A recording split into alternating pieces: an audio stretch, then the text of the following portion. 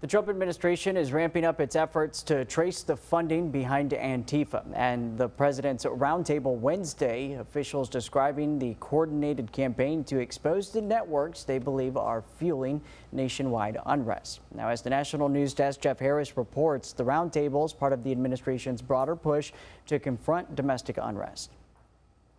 At Wednesday's roundtable, President Trump went into more detail about the administration's whole-of-government approach to investigate, disrupt, and also dismantle Antifa, including a major push to expose its funding networks and dark money sources.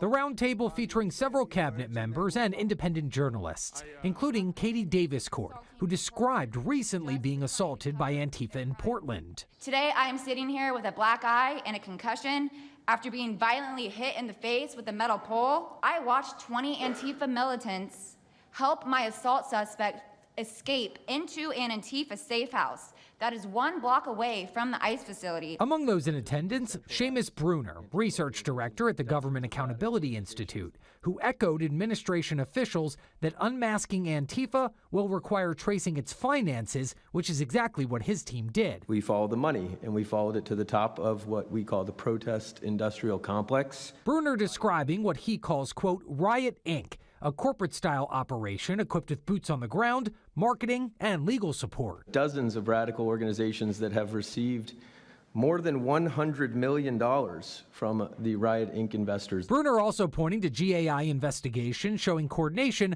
across cities like Portland, Seattle, and Chicago, involving people who were paid and transported to participate in the unrest, specifically naming some major funding sources like George Soros's Open Society Foundation. The Arabella Funding Network, the Tides Funding Network, Neville Roy Singham and his network, Foreign Cash. Designated as a domestic terrorist organization, Antifa, which is short for anti-fascist, is an ideology, not necessarily an organization.